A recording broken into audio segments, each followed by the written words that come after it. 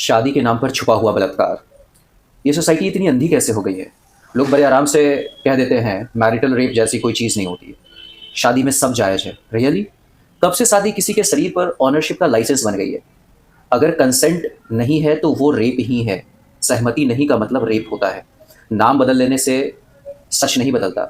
Marriage का tag लगाते ही क्या औरत की इच्छा, उसकी दर्द, उसकी बाउंड्री सब खत्म हो जाती है?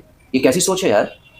मैं तो सोचता हूँ हर दिन कितनी ही औरतें हक के नाम पर एब्यूज़ झेल रही है, और जब वो बोलती हैं तो जवाब मिलता है एडजस्ट कर लो, पति है तुम्हारा, घर टूट जाएगा। मतलब घर बचाने के लिए किसी का शरीर और दिमाग तोड़ दो। वाह रे सोसाइटी!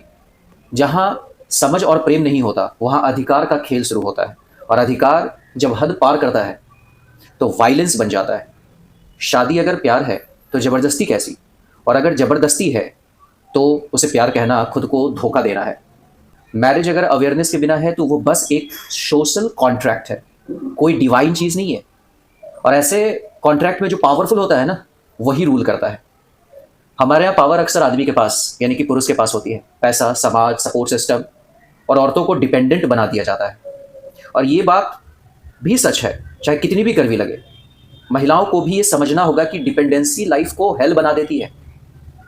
जिस दिन तुम पूरी तरह किसी पर भी डिपेंड हो गई, उस दिन एक्सप्लॉयटेशन यानी कि शोषण की शुरुआत हो जाती है।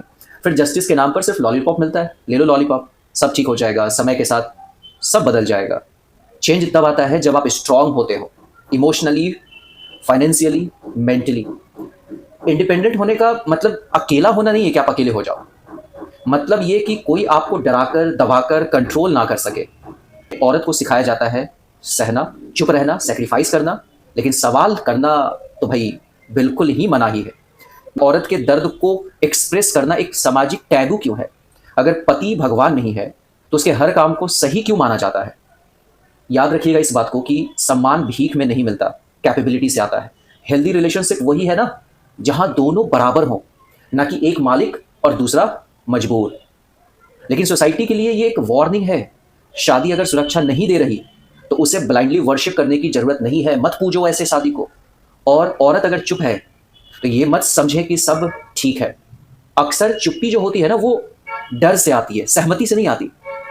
अब वक्त है सच बोलने का, क्योंकि शादी अगर इंसानियत छीन ले तो वो रिश्ता नहीं, वो अपने आप में एक स्लो पॉइजन है।